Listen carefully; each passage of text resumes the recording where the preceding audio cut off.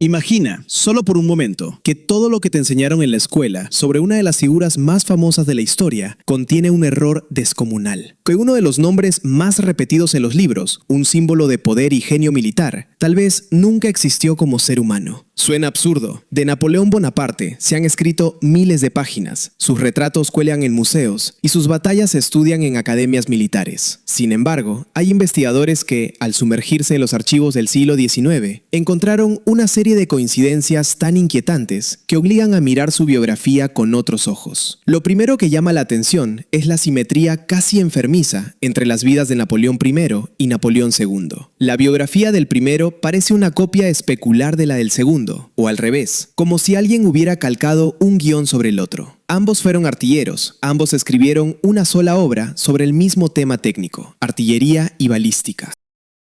Cada uno tuvo un hijo, y esos herederos compartieron un destino trágicamente idéntico. Ninguno llegó a gobernar, y ambos murieron a la misma edad temprana, en torno a los 21 o 22 años. Esa simetría, repetida en detalles clave, deja de parecer casualidad, y empieza a oler a construcción literaria más que a azar histórico. Pero la auténtica sacudida llega con un descubrimiento realizado a comienzos del siglo XX. En 1912, justo para el centenario de la guerra que enfrentó a Napoleón con Rusia, cuando el mundo conmemoraba grandes batallas y héroes, apareció un libro destinado a dinamitar la versión oficial. La obra se titulaba, en traducción libre, ¿Por qué Napoleón nunca existió? O El gran error. Y su autor era Jean-Baptiste Pérez. En plena ola de homenajes al Gran Corso, Pérez se atrevía a afirmar con una seguridad escalofriante: Napoleón Bonaparte no es un personaje histórico real, sino una figura alegórica.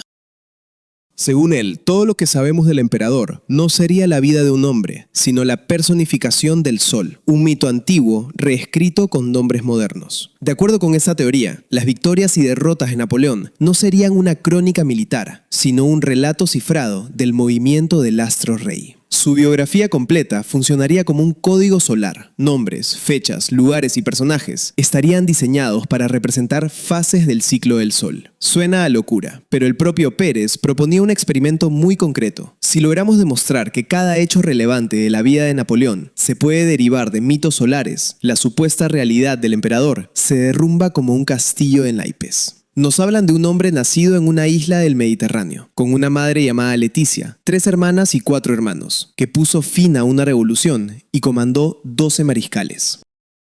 Pero, ¿y si esos datos biográficos fueran en realidad un lenguaje codificado, un mapa astronómico visible solo para quienes sepan leerlo? Antes de empezar a descifrar ese código, el narrador de este expediente hace una advertencia. Si aceptas seguir adelante, tendrás que cuestionar todo lo que creías saber. Para entender el alcance de esta posible mistificación histórica, hay que recurrir a la lingüística y a una simbología antigua que casi hemos olvidado. Los defensores de la hipótesis sostienen que el análisis debe comenzar por lo más evidente, el nombre que resonó por toda Europa: Napoleón. Poetas y artistas de la época clásica comparaban al emperador con el sol, una imagen metafórica en apariencia inocente. Pero Pérez se pregunta, ¿y si esa comparación no fuera una metáfora, sino una descripción literal disfrazada de elogio? En la mitología antigua, el sol se identificaba a menudo con Apolo. A primera vista, Napoleón y Apolo parecen nombres distintos, pero al despojarlos de su sonido familiar y remontar sus raíces, la distancia se reduce hasta casi desaparecer. El núcleo del nombre Apolo, según ciertas interpretaciones, se relaciona con la idea de destructor, la faceta temible del dios solar que puede dar vida, pero también arrasarla. En paralelo, se cita una partícula griega que funciona como una afirmación intensiva, semejante a en verdad o en realidad. Al combinarlas, Pérez llega a una traducción perturbadora. Napoleón significaría verdadero destructor o verdadero Apolo. No un simple nombre, sino un título que proclama la naturaleza solar de su portador. Incluso la segunda parte de su identidad, Bonaparte, encaja en la misma arquitectura simbólica. Derivada del latín bona pars, puede leerse como buena parte o buena porción, asociada al día, a la franja luminosa que se opone a la noche. De este modo, Napoleón Bonaparte no sería solo un individuo, sino la personificación de la parte brillante del ciclo diario, la jornada iluminada por el sol. Es como si hasta su apellido estuviera diseñado para reforzar la idea de que todo en él gira en torno a la luz, al día, al fuego celeste. A partir de ahí, los biógrafos parecerían seguir un guión heredado de los antiguos mitos. Según la tradición clásica, Apolo nace en la isla de Delos, en el Mediterráneo. Para mantener la rima sagrada, los autores del personaje Napoleón lo hacen hacer también en una isla mediterránea, Córcega. La posición de Córcega respecto a Francia reproduce de manera sorprendente la relación entre Delos y Grecia, donde se encontraban los principales templos y oráculos de Apolo. Es como si el mapa hubiese sido plegado para que dos islas religiosas y simbólicas se reflejaran una en la otra. La figura de la madre tampoco se libra de esta lectura. La historia oficial nos dice que la madre de Napoleón se llamaba Leticia, en latín, la alegría. Pérez interpreta este nombre como una representación de la aurora, el momento del amanecer en que los primeros rayos del sol llenan el mundo de júbilo. En la mitología griega, la madre de Apolo es Leto, y la semejanza fonética y simbólica entre Leto y Leticia resulta demasiado llamativa para pasarla por alto dentro de este sistema. Madre Aurora, hijo Sol. La composición suena mucho más a poema que a documento notarial. Sin embargo, el argumento preferido de los partidarios de la teoría solar es la historia de los hermanos de Napoleón. Las crónicas aseguran que tenía 4 hermanos varones. En la clave del mito solar, esos 4 hermanos encarnarían las 4 estaciones del año. 3 de ellos se convirtieron en reyes gracias a las coronas otorgadas por el propio Napoleón. Solo uno quedó sin trono. Basta con mirar el ciclo de las estaciones. Primavera domina las flores, verano reina sobre las cosechas, otoño manda sobre los frutos, mientras que el invierno no gobierna nada que produzca vida. Así los 3 hermanos coronados serían primavera, verano y otoño, los reyes de la naturaleza, cada uno asociado a una manifestación de la fertilidad bajo la luz del sol. El 4.º hermano, sin reino, sería el invierno, la estación estéril, fría, sin cosechas ni frutos. La familia Bonaparte se convierte entonces en un calendario viviente. Madre Aurora, hermanos estaciones y en el centro, el Sol Napoleón. El resultado es tan perfecto desde el punto de vista simbólico que muchos lectores sienten un escalofrío. O estamos ante una casualidad monstruosa, o alguien escribió esta biografía con una plantilla mitológica en la mano.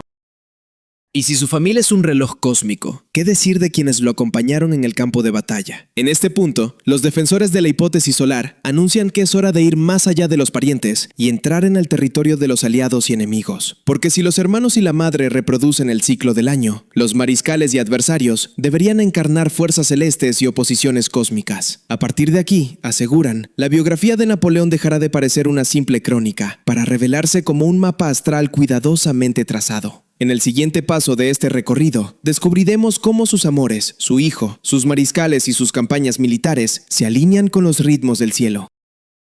Y la pregunta que flotará sobre cada página será siempre la misma. ¿Estamos leyendo la vida de un hombre o el libreto de un mito dramatizado para una Europa que necesitaba nuevos dioses? Si aceptamos, aunque sea por un momento, leer la biografía de Napoleón como si fuera un mito solar, el siguiente paso natural es mirar no solo su nombre, sino el pequeño universo que lo rodea. Esposas, hijo, familia, aliados. Bajo esta luz, su vida deja de ser una simple sucesión de hechos políticos y se transforma en un drama cósmico, en el que cada personaje representa una fuerza del cielo o de la tierra. Los defensores de la teoría insisten en que no se trata de una o dos coincidencias aisladas, sino de un patrón que se repite con una precisión casi irritante. Y cuanto más avanzamos, más difícil resulta explicar esa precisión como fruto del azar. Según las crónicas oficiales, Napoleón tuvo 2 esposas.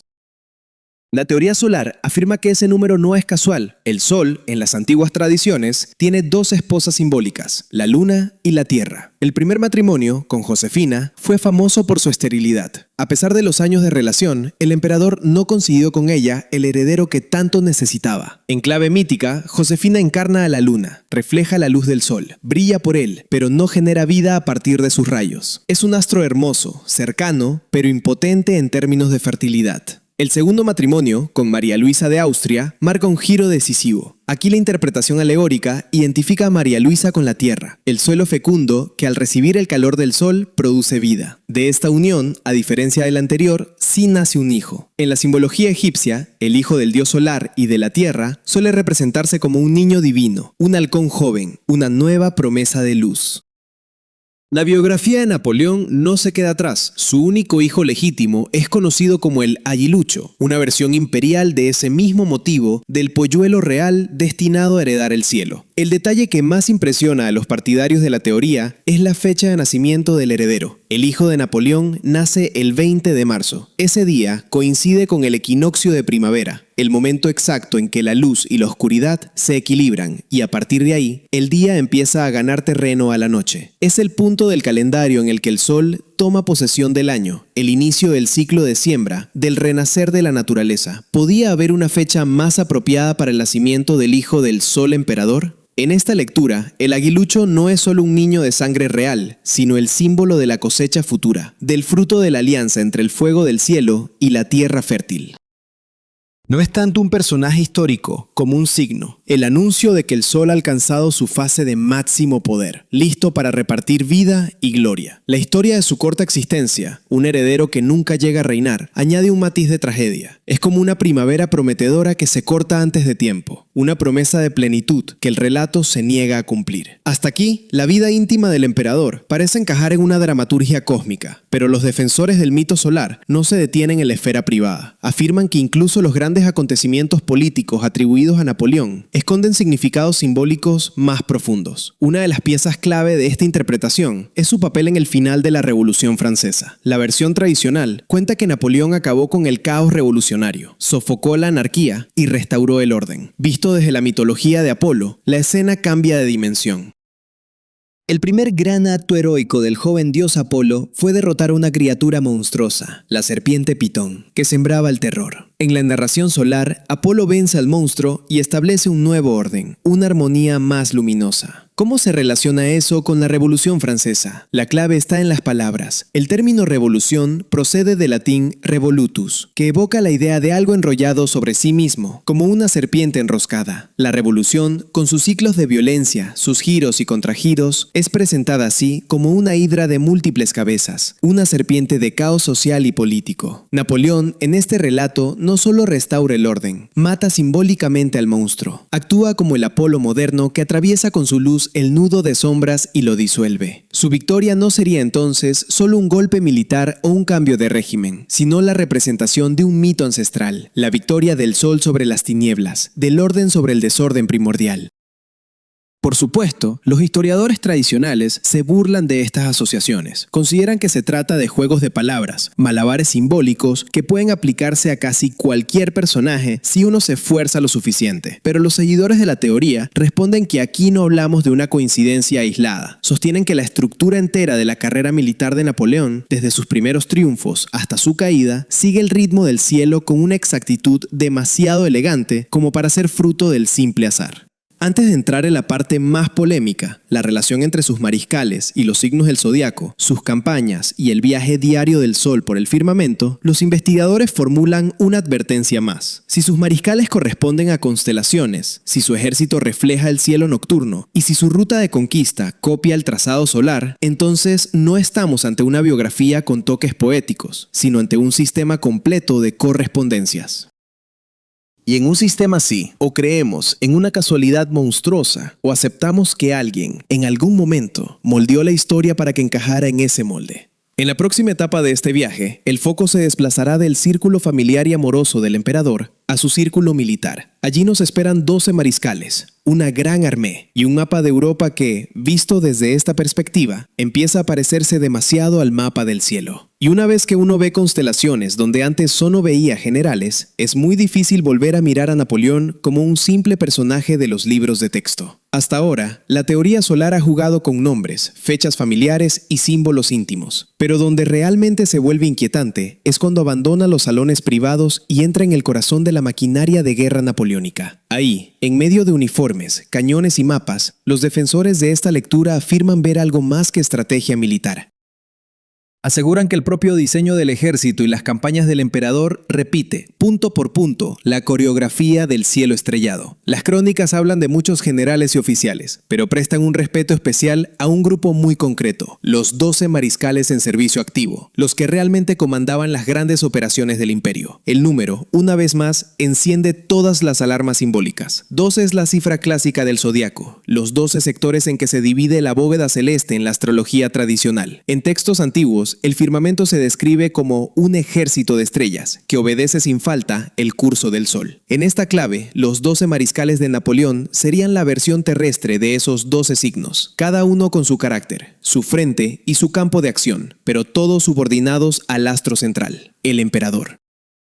No tienen luz propia, reflejan su gloria, ejecutan sus órdenes y trazan maniobras que, en el mapa, parecen replicar la distribución de constelaciones alrededor del Sol. La Grande Armée, tantas veces retratada como un ejército casi infinito, se convierte aquí en una traslación a la Tierra de ese ejército de luces que vemos brillar en la noche. Los defensores de la teoría empujan aún más la metáfora. Proponen imaginar cada general como un cúmulo de estrellas y a cada soldado como un punto de luz individual. Al avanzar las tropas por Europa, lo que realmente estaría moviéndose, simbólicamente, sería la esfera celeste, guiada por el Sol Napoleón. Con esta imagen en mente, resulta casi inevitable preguntarse si los grandes hitos de la expansión napoleónica no replican, también, etapas específicas del viaje solar. Aquí entra en escena un paralelismo que muchos encuentran especialmente sugerente. Sabemos que el Sol reina con más fuerza en el sur, sus rayos son más intensos y el calor más dominante. Las primeras grandes campañas de Napoleón se desarrollan precisamente en el sur, Italia y Egipto, regiones bañadas de luz, donde el sol político del emperador empieza a imponerse con un brillo cegador. Todo encaja con la imagen de un astro que asciende, que gana altura y poder. Sin embargo, la lógica del Sol no se detiene ahí. Después del equinoccio de primavera, el astro inicia una travesía hacia el norte, alejándose del ecuador. En el relato histórico, este movimiento se refleja en la decisión de lanzar una campaña gigantesca hacia las latitudes septentrionales, la invasión de Rusia y la marcha sobre Moscú. El avance de la Grande Armée hacia el norte se convierte, en esta lectura, en el reflejo del sol empujándose hasta su límite boreal.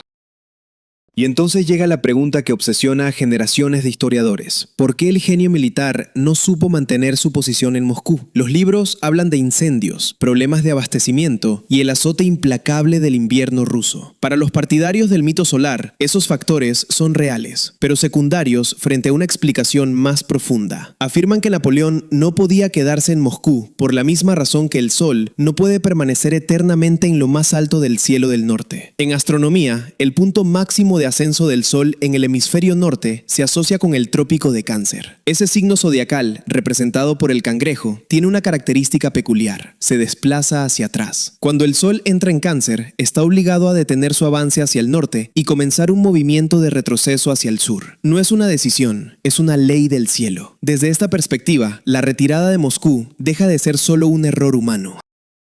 Se convierte en la representación inevitable de ese retroceso solar. Napoleón, al alcanzar el máximo norte de su poder, debía retroceder, igual que el Sol al llegar al trópico de Cáncer. La humillante retirada por la vieja ruta de Smolensk se ve entonces como una puesta en escena del Sol dando marcha atrás, dejando que el frío, el invierno, la noche recupere terreno. El desastre de la campaña rusa marca el inicio de la decadencia del imperio. Las derrotas se encadenan, los aliados se vuelven contra él. El aura de invencibilidad se desmorona. En términos solares, es el otoño, la reducción progresiva de las horas de luz, el marchitarse de la naturaleza. El invierno, al final, acaba imponiéndose. El sol pierde su reino y la oscuridad domina el paisaje. El acto final de esta tragedia, según la teoría, también respeta al pie de la letra el guión del cielo. El sol siempre sale por el este y se pone por el oeste.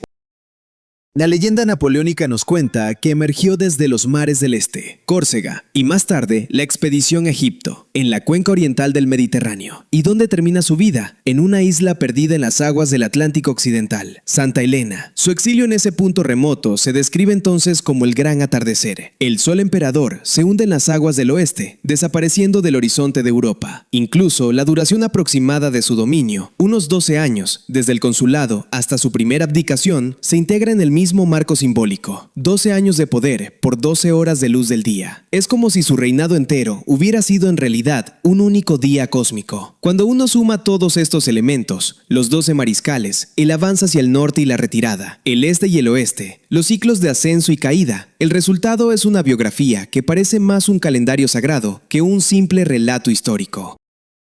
Los escépticos insisten en que todo esto no prueba nada, que es posible encontrar patrones donde uno quiere encontrarlos, pero incluso ellos admiten, a regañadientes, que la elegancia de este encaje mitológico tiene algo perturbador. En este punto del relato, uno podría pensar que el misterio está resuelto. Todo fue una gran broma intelectual, una sátira brillante que exagera coincidencias para demostrar lo fácil que es convertir a cualquier hombre en un dios solar. Sin embargo, la historia guarda un giro más, y no viene del siglo XIX, sino del nuestro. Un hallazgo nacido en la era digital, basado en números fríos y coordenadas geográficas, que ni siquiera Jean-Baptiste Pérez pudo imaginar. Ese descubrimiento es tan preciso, tan improbable, que hará que todo lo anterior parezca casi inocente. Llegados a este punto, la teoría parece haber construido un palacio entero sobre coincidencias. Nombres que suenan demasiado perfectos, familiares que encajan como estaciones, campañas militares que imitan el viaje del sol, y un final en Occidente que recuerda un crepúsculo ritual. Lo lógico sería pensar que ya tenemos la respuesta. No estamos ante un descubrimiento histórico, sino ante una brillante operación intelectual diseñada para provocar. Y en efecto, para entender la verdadera naturaleza de este relato, hay que apartarse un momento de Napoleón y mirar a quién encendió la mecha de todo este incendio mental: Jean-Baptiste Pérez. Pérez no era un visionario delirante ni un buscador de sociedades secretas. Según los datos conservados sobre su trayectoria, fue un hombre formado en disciplinas racionales. Enseñó matemáticas y física, trabajó como bibliotecario e incluso ocupó cargos públicos ligados al mundo jurídico.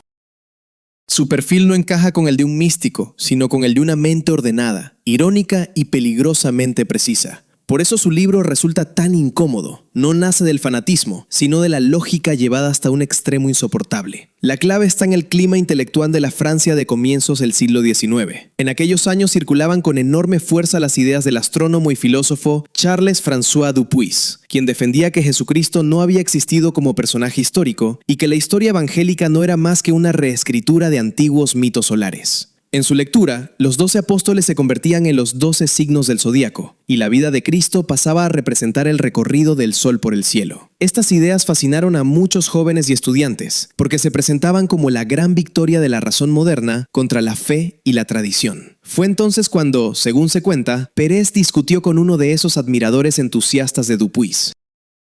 El estudiante repetía con fervor que si una biografía puede traducirse en símbolos solares, entonces ese personaje nunca existió realmente. Pérez decidió no responder con teología ni con indignación. Eligió algo mucho más afilado: usar el mismo método de su adversario para demostrar un absurdo todavía mayor. Su apuesta era demoledora. Con ese procedimiento, yo también podría probar que Napoleón, a quien Europa vio hace apenas unos años, jamás existió. Así nació su texto, como una sátira construida con elegancia de una trampa. Pérez tomó hechos de la vida de Bonaparte, los exageró un poco, forzó relaciones etimológicas, seleccionó coincidencias útiles y levantó una estructura que imitaba exactamente el razonamiento de Dupuis. No intentaba borrar a Napoleón de la historia, sino ridiculizar un método que, en su opinión, convertía cualquier vida en un mito si uno estaba dispuesto a buscar paralelos con suficiente obsesión.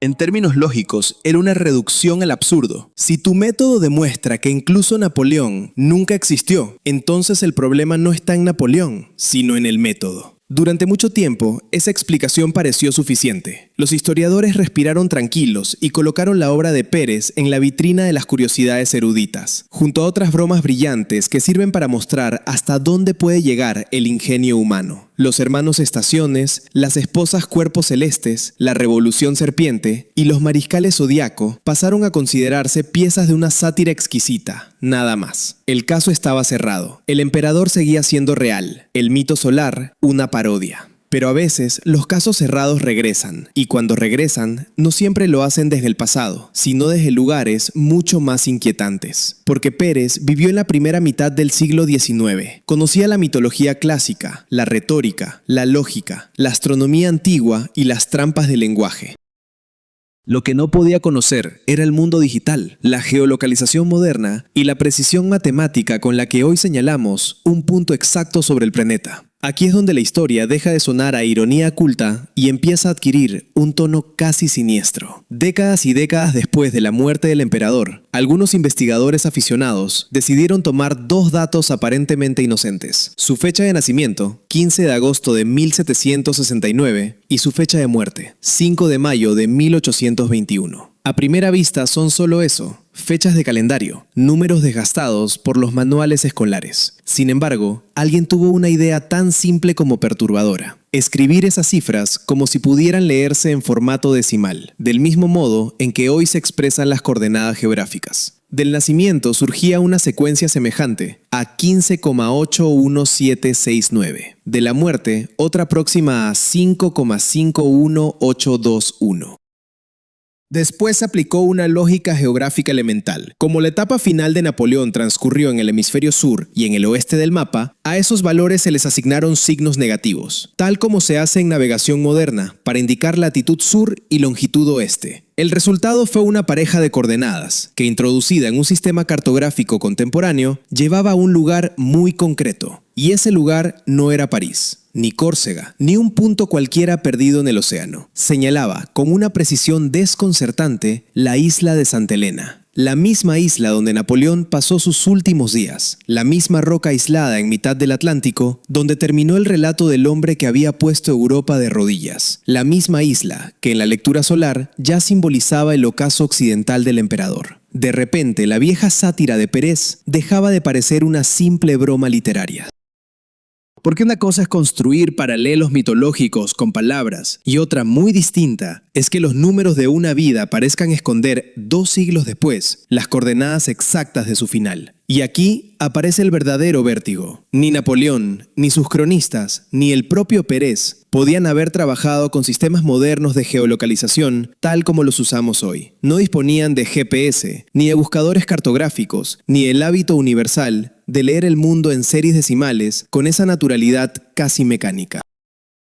Entonces, ¿qué estamos viendo? ¿Una coincidencia monstruosa, tan improbable que roza lo imposible? ¿Una broma del azar lo bastante perfecta como para parecer diseñada? ¿O una grieta minúscula en la superficie de la historia? Una de esas grietas por las que se cuela la sospecha de que alguien escribió el guión antes de que ocurrieran los hechos? Porque si las fechas de una vida pueden señalar el lugar exacto de su desenlace, la pregunta deja de ser histórica y se vuelve casi metafísica. Ya no discutimos solo si Napoleón fue un hombre adornado por el mito o un mito disfrazado de hombre.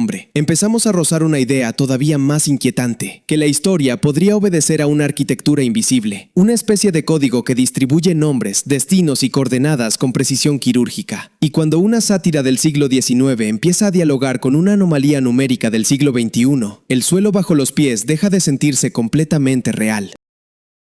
En la última parte entraremos de lleno en esa anomalía y en las 3 interpretaciones que abre ante nosotros: casualidad imposible, manipulación posterior de la historia o un mundo construido sobre reglas que apenas empezamos a entrever. Porque después de llegar hasta aquí, la pregunta ya no es solo quién fue Napoleón. La verdadera pregunta es mucho más peligrosa. ¿Qué clase de realidad necesita fabricar mitos tan perfectos? Hemos llegado al punto en que la vieja sátira deja de parecer solo una burla elegante y empieza a comportarse como una advertencia. Porque hasta aquí todavía era posible refugiarse en una explicación cómoda. Jean-Baptiste Pérez exageró coincidencias, jugó con los símbolos y demostró que, con suficiente habilidad, cualquier biografía puede vestirse de mito solar. Esa lectura resultaba tranquilizadora, ya que devolvía a Napoleón al terreno firme de la historia y encerraba toda la rareza en el gabinete literario de un polemista brillante.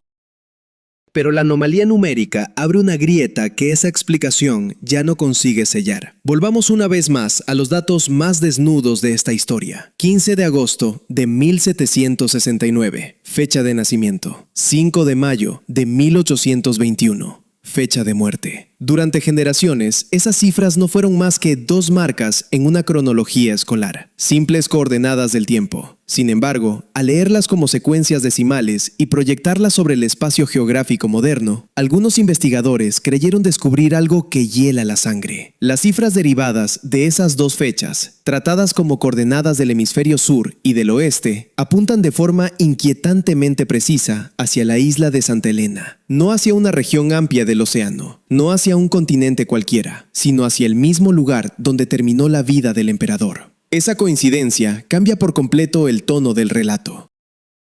Ya no estamos solo ante nombres que recuerdan a dioses, madres que evocan auroras, o campañas militares que imitan el recorrido del sol. Ahora aparecen números que 2 siglos después parecen comportarse como si hubieran sido escritos con conocimiento de un lenguaje cartográfico que aún no existía en tiempos de Napoleón ni de Pérez. Y en ese punto la pregunta deja de ser si la historia fue embellecida con símbolos, porque toda gran historia ha sido adornada alguna vez. La verdadera pregunta es otra: ¿quién colocó esa precisión dentro del relato y por qué? La primera respuesta posible es la más racional y al mismo tiempo la más frustrante. Todo podría ser una casualidad extraordinaria. Una de esas combinaciones tan improbables que precisamente por improbables nos empujan a buscarles un sentido oculto. El cerebro humano está hecho para reconocer patrones, para unir puntos dispersos y construir figuras incluso donde no existen.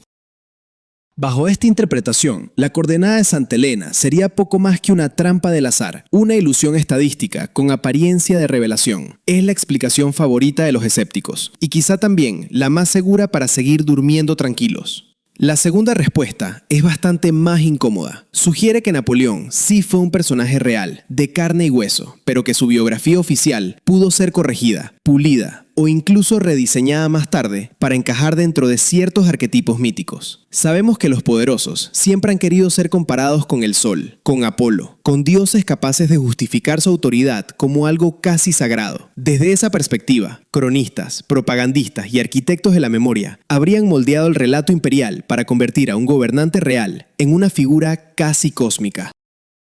Esa hipótesis explicaría los paralelismos con el mito, pero sigue tropezando con el mismo muro. La anomalía de las coordenadas continúa resultando demasiado moderna, demasiado precisa, demasiado impropia de un simple maquillaje literario del siglo XIX. Y entonces aparece la tercera interpretación, la más radical y también la más perturbadora. ¿Qué ocurre si la anomalía no es una casualidad ni una manipulación posterior, sino una pista de que la historia obedece a una estructura matemática más profunda de lo que imaginamos? En ese escenario, la vida de Napoleón no sería solo la de un hombre convertido en leyenda, sino la ejecución de un programa, una secuencia escrita dentro de un sistema donde fechas, lugares y destinos ya estaban conectados de antemano. Dicho de otra manera, no estaríamos leyendo solo historia, sino código disfrazado de historia. Y si eso fuera cierto, Santa Elena dejaría de ser una isla de exilio para convertirse en una coordenada final fijada desde el principio del juego. Ahí es donde la vieja broma de Pérez adquiere un matiz casi profético. Lo que empezó como una sátira destinada a ridiculizar los excesos del pensamiento simbólico, termina abriendo una puerta que tal vez nadie quería abrir. Porque si incluso una parodia puede acercarse tanto a un patrón oculto, quizá el problema no estaba únicamente en quienes veían mitos en todas partes. Tal vez, de forma involuntaria, Pérez tropezó con algo más grande que su propia ironía. Tal vez quiso burlarse de un método y acabó rozando un mecanismo real, uno que seguía enterrado bajo la superficie de la cronología oficial. Así, el caso Napoleón deja de ser un simple debate entre historia y fantasía. Se convierte en una zona gris, donde los archivos conviven con los símbolos, donde los documentos no logran borrar del todo la sensación de guión, y donde los números, en vez de aclarar, oscurecen aún más el panorama. Por un lado están las cartas, los retratos, las memorias, las guerras y los monumentos que apuntan a un personaje histórico indiscutible. Por otro, una arquitectura mítica demasiado perfecta y una anomalía digital que parece llegada desde otro tiempo. Entre ambos extremos, la realidad empieza a parecer menos sólida de lo que nos gustaría admitir. Quizá la verdad se encuentre en algún punto intermedio. Quizá existió un Napoleón real, pero fue recubierto por una maquinaria simbólica tan poderosa que terminó absorbiendo al hombre y dejando solo el arquetipo. O quizá la historia que heredamos no es más que la versión final de un relato editado muchas veces, una narración ajustada hasta que fechas, nombres y trayectorias encajaran con una precisión casi ritual. Y también queda abierta la posibilidad más inquietante de todas, que nuestro mundo funcione bajo reglas matemáticas que solo se revelan en ciertas biografías excepcionales, como si algunos destinos estuvieran escritos con más rigidez que otros. Al final, todo regresa a la misma pregunta con la que empezó esta investigación, aunque ahora pesa mucho más. ¿Quién fue realmente Napoleón Bonaparte? ¿Un conquistador real cuya vida fue embellecida por cronistas fascinados con la imagen del sol? ¿Un mito cuidadosamente ensamblado para dar forma humana a un viejo arquetipo celeste? ¿O una señal de que la historia, tal como la entendemos, es apenas la superficie visible de un diseño más complejo, más frío y más calculado? No hay una respuesta definitiva en este expediente. Lo único que queda es la incomodidad de haber mirado demasiado de cerca una historia que parecía sólida y descubrir en ella reflejos, simetrías y números que no encajan del todo con la versión oficial.